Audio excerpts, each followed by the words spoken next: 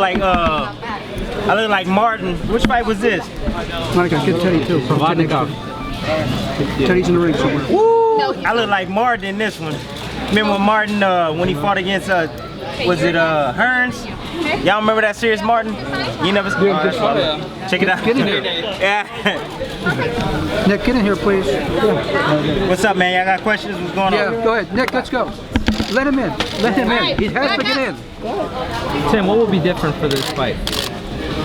Well, I know the training camp was different. I know that. Should be a different outcome if I follow the game plan, if I do exactly what I train to do. Kind of like the same thing in the Rios fight. I listen to Teddy, I do exactly what we train to do. I shouldn't have no problem beating Manny Pacquiao. This is it. Do your interview right now. Introduce it to the camera. You gotta slide back. Let him in. Let him in. He has to How do you get feel in. in first two? No, I mean, it's the same atmosphere. You know, the people come out support. You know, my people here in the Coachella Valley, man, they always been supportive of me. You know, I just try to give a positive outlook for the kids. Huh? Which one? Which one? I don't even know which one this is, baby. Yeah, but if let me see which one is it. This one's sweaty though, mama. This one's sweaty. Here. Yeah, but I mean, to be honest with you, hey, you got me another shirt, Coach? Jackson, can you grab me another shirt? Jackson. Yeah, but they always call out support, man. You know, it's just my people here. Here's the pen. It's just my people here. They you know, they love me, man. They're in the valley. I try to be a positive role model for the kids. I try to be the best I could possibly be. I try to be the best parent I possibly can be, the best husband I strive to be. Just do the right thing all the time, you know. And I want to show, you know, the fans here. I want to show, you know, all the people in the Coachella Valley and around the world that someone positive with a positive outlook on life can make it and be something. You don't have to. I don't have to change. I don't have to be something that I'm not. I can be who I am and still be comfortable and walk around and be happy with myself and my accomplishments and what I've done in the sport of boxing and what I've done in the community. Bradley, can you elaborate on the quote-unquote pending death sentence you have for April 9th? What do you mean by that? Nah, man, you know, it's not, you can't take that literally like, oh, I'm dying. No, I mean, you got a challenge.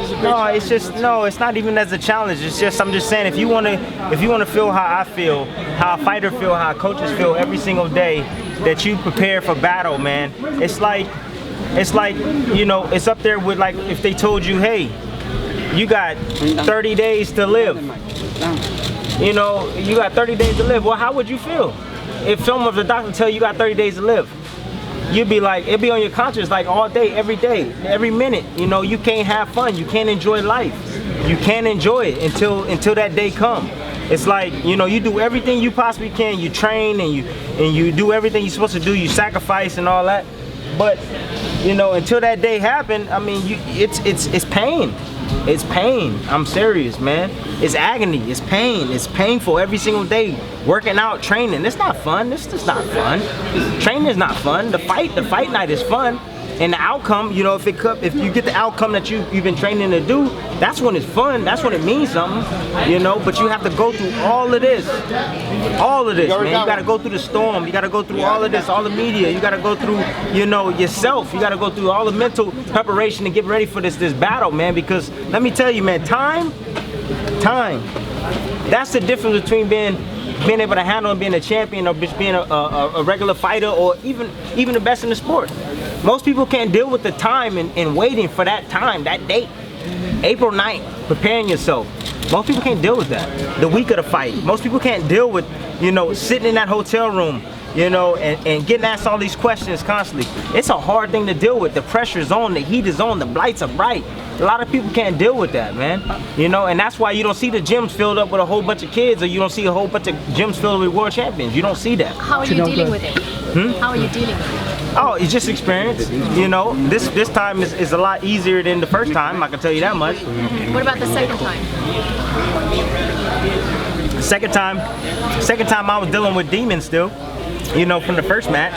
And I was something that I wasn't. I felt that I was trying to get a knockout.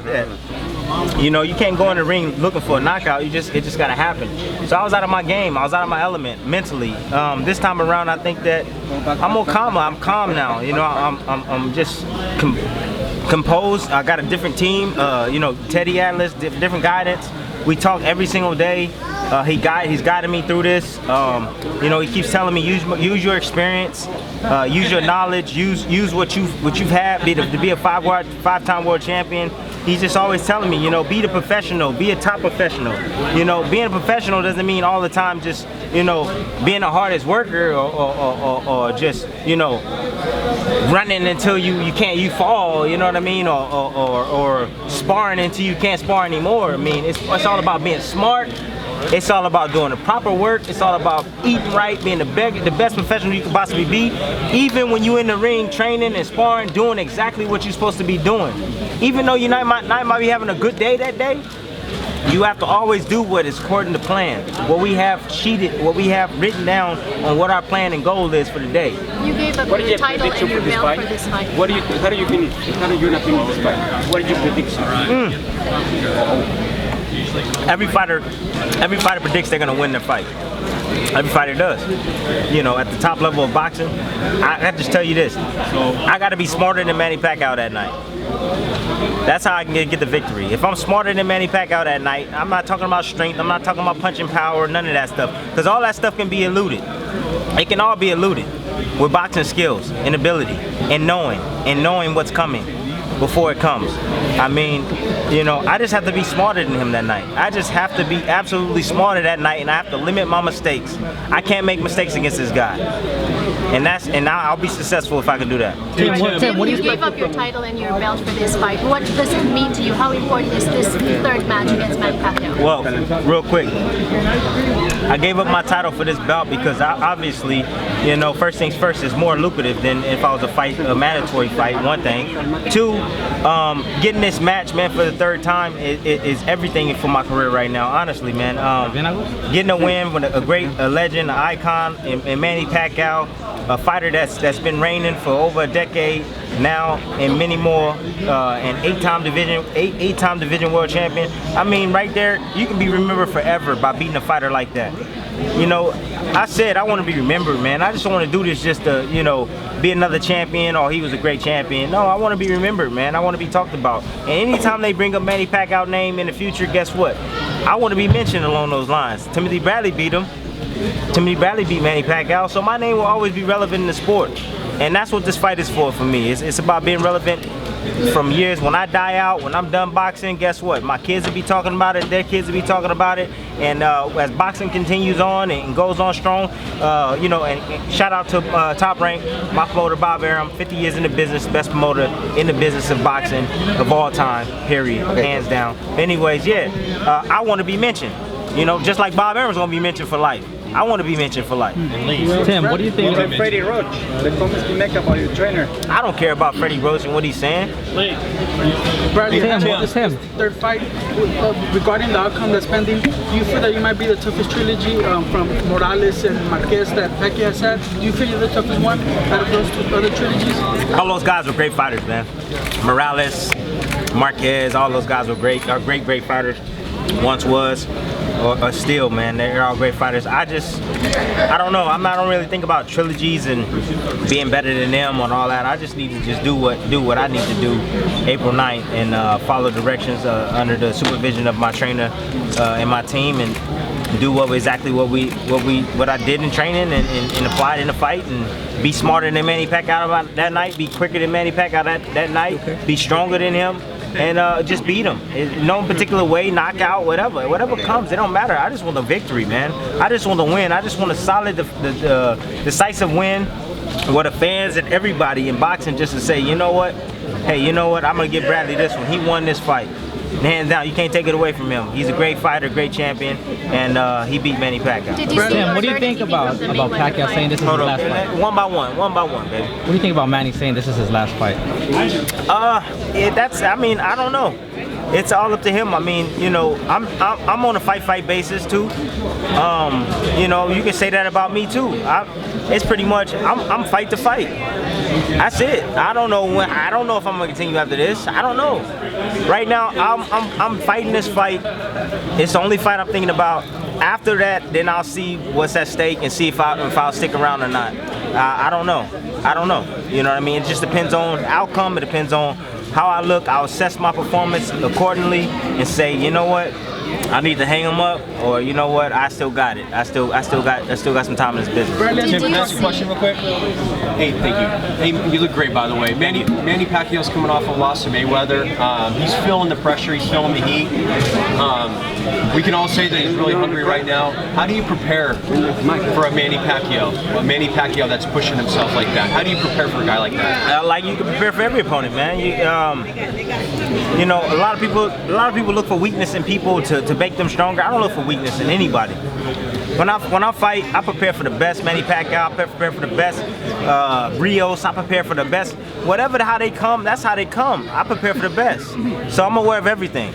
That's pretty much it. It's all about good studying, great preparation, good diet, good sleep. You know, all these things. Great rest. In between, I train 5 days a week. I don't train 6 days a week. Now you're a beast. I used to train 6 days a week. I only train 5 days a week. Wednesdays are my light day. I mean, the whole system has completely changed, and I feel like I'm in tip-top shape. Is that because of Teddy Atlas and his methods? He's a different type of coach. Very disciplined, very organized, very one-on-one, which you don't really see. Yes. And that's obviously helped you to prepare for this, right? Yes. Just very different. Everything is different. Everybody spars Monday, Wednesday, Friday. We don't spar Monday, Wednesday, Friday. We spar Monday, Tuesday, and we spar Thursday. That's how we spar. We spar Monday, Tuesday, Thursday, and we videotape our sparring. I mean, there's a lot of stuff that goes on that's different than what we do, but it works for me, man. And I love Teddy. He's a great guy. I love his training techniques. He's here not to tear me down. He's here to preserve me, man, and make me better, be a better fighter. You know what I mean? I became a better fighter. I became a better man being around Teddy. You know, and he's preserving me, man. Seriously, he's not running me into the ground. I mean, the most I've ran for this camp, honestly, dude, let me tell you the most I've ran, the most miles I've ran. If anybody can guess, I'll give him a t-shirt. What's the most miles I've ran this camp? Just guess. 4 miles. 3.5. I get a t-shirt. That's the highest. I never ran 4 miles. I run 3.5 miles. That's the longest I ran. 3.5 miles. That's it. I ain't ran any more than that. No more than that. What you been doing, bicycle? Did you see occasionally, like once a week. Did you learn anything from the Marquez fight that can help you use for this fight against Manny? We got a terminology called Marquez that we use. What is that? It's just, you know, I know what it is. Teddy know what it is. He just says, be Marquez, and then and that's what I do, and it works. What about Mayweather? Mayweather's different. He's just a different animal, man. Mayweather does a lot of things right. He does a lot of things wrong, but his reflexes, his fast twitch muscles, his ability, his eyes, his sight, man, and knowing. It just the way he calculates everything. I mean, mentally is unreal. Like I said, he does a lot of things wrong. He leans back, he does them, but he gets away with it, man, because he's just so fast and quick cat-like reflexes. So he's a different. I can't go in there and fight like Mayweather. Come on. But we can see Marquez on April 9th. I mean, you know, bits and parts. I mean, Marquez is a solid fighter. He's a legend in the sport. I'm my own identity, guys. I am who I am.